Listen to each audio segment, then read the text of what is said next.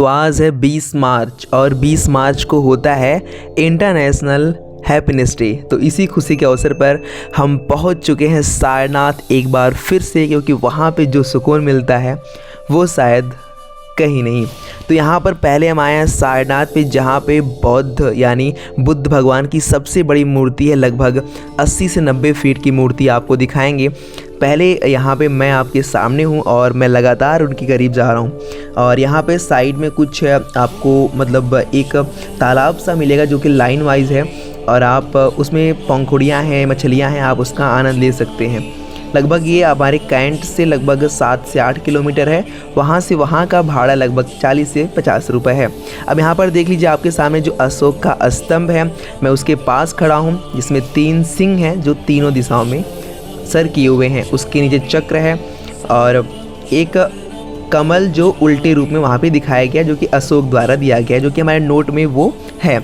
अब यहाँ पर देखिए मैं आपको लेके चलता हूँ सबसे बड़ी मूर्ति बौद्ध की अपने भारत में, जो कि तो लगभग 70 से 80 फीट इसकी ऊंचाई है। जहाँ तक मुझे जानकारी है लगभग 85 फीट इसकी है। ठीक है, तो हम लोग लगातार उसके करीब जा रहे थे। आप जब जाओगे तो आपका जो मेन गेट है आज के दिन फ्री था, क्योंकि आज हैप्पीनेस डे था, या फिर किस लिए फ्री था मुझे ये नहीं पता, बट आज फ्री था। यहाँ पर हमारा 1 रुपये भी चार्ज नहीं लगा था।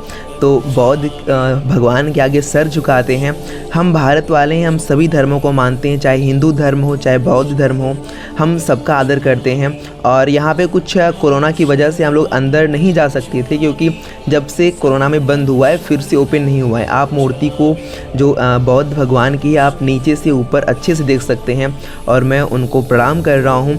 और गजब यार, खूबसूरती देखिए, नक्काशी देखिए कितनी अच्छे से बनाई गई है। और फिर हम यहाँ से लौटते हैं। अभी हम म्यूज़ियम में भी जाएंगे, पर शायद म्यूज़ियम में फ़ोन अलाउड नहीं है, पर हम प्रयास करेंगे। बट अब यहाँ पे एक बौद्ध भगवान के गोल्डन कलर की, सुनहले कलर का एक मंदिर है, और मंदिर में उनकी जो तस्वीर है मैं आपको वहाँ दिखाऊंगा कि यार गजब, इतना खूबसूरत तस्वीर नहीं कह सकते, एक मूर्ति है उनकी जो कि गोल्डन कलर में है। पर मैं जब गया तो देखा कि सब शूज़ उतार रहे थे। तो पहले आप यहाँ का व्यू देख लीजिए, उसके बाद मैं आप वहाँ पे पहुँचता हूँ, फिर अपने जूते उतारूँगा। तो फिर आप व्यू देखते रहिए यार, क्या गज़ब का नज़ारा है यहाँ पे। मैं सबसे कहूँगा यार कि घूमने का कोई पैसा नहीं लगता, ट्रेन से फ्री में जाइए और आराम से घूमने ज़रूर आइए। तो मैं फाइनली अब अपना शूज़ उतार रहा हूँ और आपको अंदर दर्शन कराएंगे। हालांकि आज बारिश हुई थी सुबह, और बारिश की वजह से थोड़ा पानी हो गया था, क्योंकि शायद पानी निकलने का उचित स्थान तो रहा होगा, पर अब कुछ पानी तो फर्श में रहेगा। तो यहाँ पे बौद्ध भगवान की मूर्ति है जो कि बैठी हुई अवस्था में, जो कि बहुत खूबसूरत है। मेरे शर्ट का कलर उनके कलर से मैच कर रहा था, और उन्होंने सुना वहाँ पे। और जब हम लोग बाहर निकल के आते हैं तो लगभग उसके दाएं साइड लगभग 30 फीट दूरी पर उनकी तस्वीर थी। अब हम फाइनली ये जो आपके सामने है ये रील बना रहे थे, और हम लोग यहाँ से लौट रहे हैं। हम लोग आ चुके हैं सारनाथ के म्यूज़ियम में, जहाँ पे जो सारनाथ में खुदाई हुई थी वहाँ के लिए। तो यहाँ का टिकट 5 रुपये, बस मैं वो टिकट निकाल रहा था, और यहाँ पे टिकट हो चुका है। मैं जाऊँगा तो उस टिकट को वो स्कैन करेंगे। असल बात यहाँ पे ये है कि टिकट जो है ऑनलाइन ही मिलता है। मैं आपको ये बाहर से व्यू दिखा रहा हूँ, क्योंकि म्यूज़ियम में फ़ोन ले जाना अनिवार्य का अलाउ ही नहीं है, और हमारे पास कैमरा नहीं था, तो हम अंदर आपको जो है तस्वीरें नहीं दिखा सकते अंदर की। तो यहाँ पे फाइनली हम लोग जो है फ़ोन को और बैग को सब जमा कर दे रहे हैं, और हम लोग जब निकलते हैं तो निकलने के बाद अब अंदर का तो बहुत खूबसूरत था यार। 600-700 ईसा पूर्व की सब वहाँ पे मूर्तियाँ थी, टूटी फूटी। वहाँ पे हिंदू धर्म की भी बहुत सारी मूर्तियाँ देखने को मिली, जो कि शिव की हो, सरस्वती माँ की हो, सब बहुत ही यार मतलब लगा। फिर हम लोग वहाँ से आते हैं, तो हम लोग आते हैं जो सारनाथ जहाँ पे खुदाई हुई थी अशोक द्वारा, जहाँ पे बनाया गया था। खुदाई तो लगभग 19 सेंचुरी में हुई थी, अंग्रेज़ों के शासनकाल में। तो वहाँ हम लोग पहुँचते हैं, और यहाँ का नज़ारा आपको इस तरीके से दिखाएंगे कि आपको ऐसा महसूस होगा कि आप खुद यहाँ पे घूमने आए हैं। तो फाइनली यहाँ पे हमको एक कुआं भी मिलता है। शायद ये उस समय का कुआं रहा होगा, शायद पानी ऊपर रहा होगा, पर वो कुआं छोटा था। बट ये सब देखने में मैं अभी आपको सब कमरा वगैरह दिखाऊंगा कि बौद्ध में जब बनाया गया था सारनाथ, तो छोटे छोटे रूम भी हुआ करते थे। तो मैं सब कुछ आपको दिखाऊंगा। पहले आप यहाँ से व्यू देख लीजिए। देखने में तो एक प्रकार से अगर हम बिना किसी नॉलेज किसी ज्ञान की बात करेंगे तो यहाँ पे कुछ नहीं है, सब टूटा फूटा है।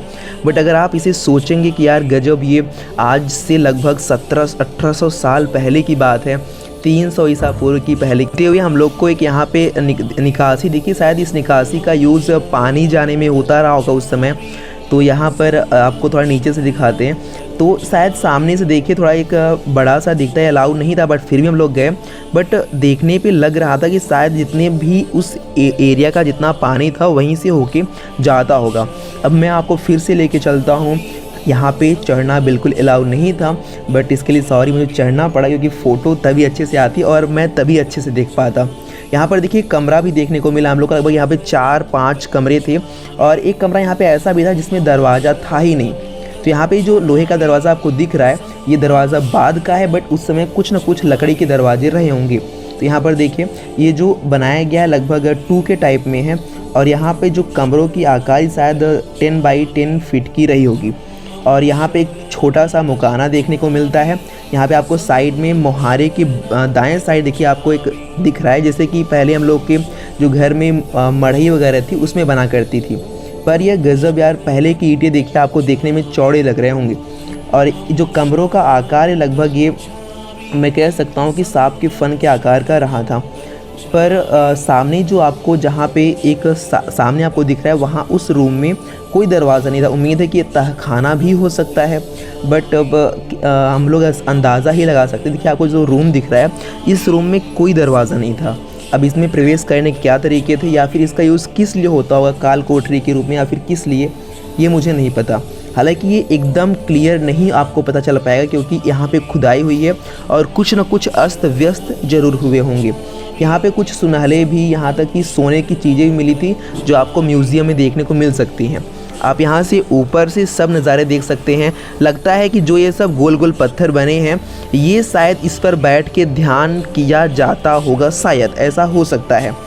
और जो भी चीज़ें हैं हम लोग बस अंदाज़ा लगा सकते हैं। बस आप आनंद लीजिए यहाँ के। और यहाँ पर देखिए पूरा व्यू देखिए यार, गज़ब का नज़ारा है। आपको ज़रूर एक बार सारनाथ आना चाहिए।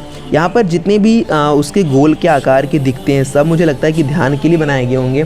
और वहाँ का माहौल भी एकदम ध्यान में सा लगता है, एकदम सब बुद्ध सा लगता है।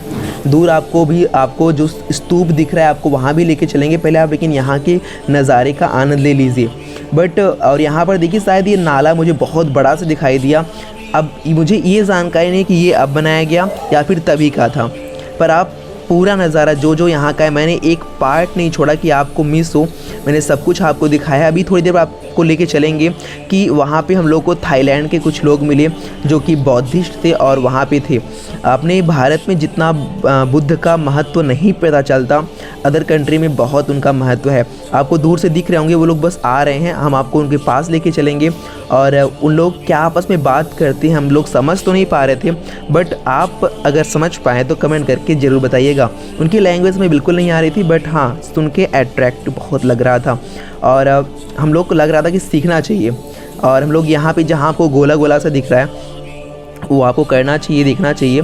और फिर आपको लेके चलते हैं। ये मैं ब्लॉग शूट कर रहा था तो फिर आपको मैं लेके चलता हूँ। ये कहाँ का लोकेशन है? जी हाँ, ये जो है जहाँ पे स्तूप है, स्तूप के नीचे साइड वहाँ पे है। और इसी रास्ते में आपको लेके चलूँगा जहाँ पे जो थाईलैंड के लोग हैं बैठ के अपना बात कर रहे थे। इसके पहले मैं आपको दिखाऊंगा छोटे छोटे जो पत्थर हैं जो खुदाई के दौरान टूट गए थे या फिर गिरे पड़े मिले थे, उनको एक स्थान पर रखा गया है। बट उसमें कुछ खास देखने को नहीं मिला, बट आप उससे देख कुछ ना कुछ सीख सकते हैं कि कलाकृतियाँ कैसे पहले की गई थी। यहाँ पर देखिए जो थाईलैंड के लोग थे, शायद मुझे कंफर्म नहीं है बट जहाँ तक मैं जानता हूँ कि ये थाईलैंड के लोग थे। और ये लोग आने के बाद क्या करते हैं कि अपने सर का कैप उतार के रखते हैं और इनके पास कुछ न कुछ पेपर थे शायद 4x2 के आकार के, और वो फैला के उस पर बैठ रहे थे। इसमें लड़के भी थे, लड़कियाँ भी थी। लड़कियों की उम्र 15 साल भी थी और 50 साल भी, सभी उम्र के लोग थे। और सामने जो भी लोग थे उनका वस्त्र थोड़ा सा पीले कलर का था। उसमें से एक शायद इनकी उम्र 40 to 45 रही होगी और सब जो 4 लड़के थे वो सब बच्चे ही लग रहे थे। शायद मुझे लगता है कि 18 से 20 वर्ष इनकी उम्र रही होगी। और शायद ये जो बात कर रहे थे आपस में, ये शायद यहाँ के बारे में बात कर रहे थे, मैं ऐसा अंदाज़ा लगा रहा हूँ। और पर्सनली भी बात कर रहे तो आप इनकी आवाज़ भी सुन सकते हो।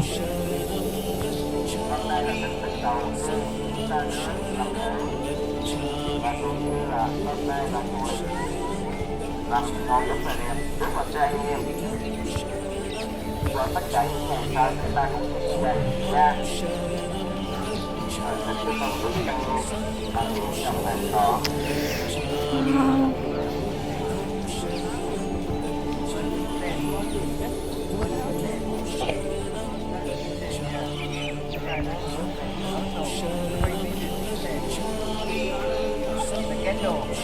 तो यहाँ पे ये क्या बोल रहे थे मुझे खुद समझ नहीं आया, पर आप एक बार देख लीजिए यार।